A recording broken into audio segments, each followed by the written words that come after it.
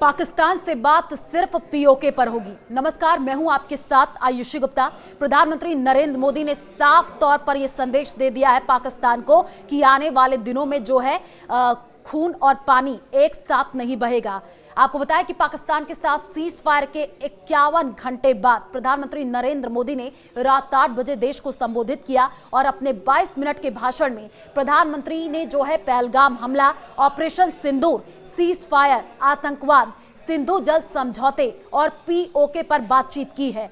प्रधानमंत्री ने यह कहा है कि जिन आतंकियों ने हमारी मां बहनों का सिंदूर मिटाया, हमने उन्हें मिटा दिया। हमारे ऑपरेशन में 100 से ज्यादा खूंखार आतंकवादी मारे गए। प्रधानमंत्री ने यह भी कहा कि पाकिस्तान की गुहार पर भारत ने संघर्ष रोकने की सहमति दी है।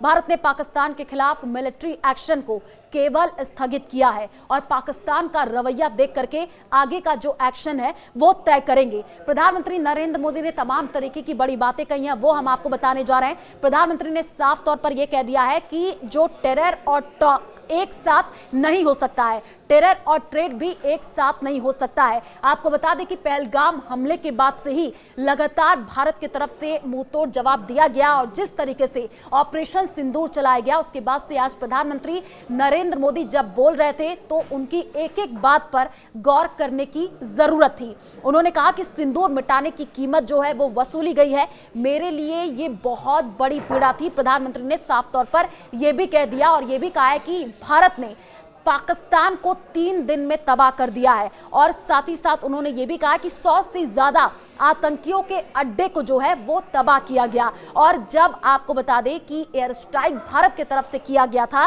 तो उनके 9 जो आतंकी गढ़ थे उसी को निशाना बनाया गया था, उसी को निस्तानाबूद किया गया था। साथ ही प्रधानमंत्री नरेंद्र मोदी ने एक और बड़ी बात कही कि दुनिया भर में पाकिस्तान जो है वो बेनकाब हो चुका है क्योंकि पाकिस्तान झूठ बोलता है। भारत और पाकिस्तान में सीज फायर के बाद से 3 घंटे के बाद से ही पाकिस्तान ने सीज फायर का उल्लंघन किया और कई जगहों पर जो है ड्रोन से अटैक किया गया। और साथ ही प्रधानमंत्री ने यह भी कहा है कि हम न्यूक्लियर ब्लैकमेलिंग नहीं सहेंगे क्योंकि पाकिस्तान की तरफ से कई बार जो है न्यूक्लियर की बात भी कही गई।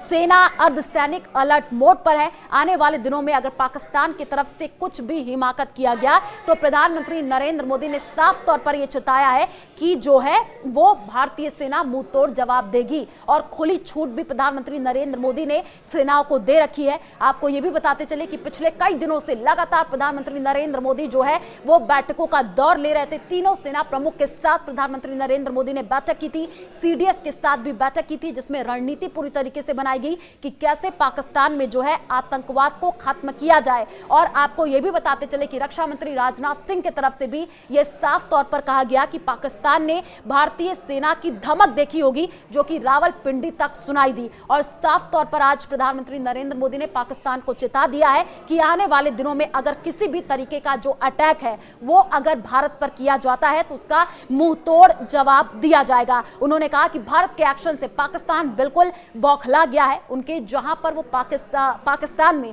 आतंकी पलते थे और ऐसा पहला हमला नहीं। आप देखिए उरी की अगर हम बात कर ले, चाहे पहलगाम की हम बात कर ले, पुलवामा की बात कर ले, ये जो आतंकी वो जो भारतीय सेना ने जो आतंकी गढ़ ढेर किए वहीं पर ये पनपते थे, वहीं पर ये तैयार होते थे। और भारत का केवल एक ही मिशन था, वो ये था कि जहां पर आतंकी पलते हैं उसी को निशाना बनाया जाए। डीजीएमओ की तरफ से लगातार प्रेस कॉन्फ्रेंस की गई, उनमें भी साफ तौर पर यही कहा गया कि जो है भारतीय सेना का एक ही मिशन था कि आतंकवादियों का जो गढ़ है उसको निस्तानाबूद किया जाए।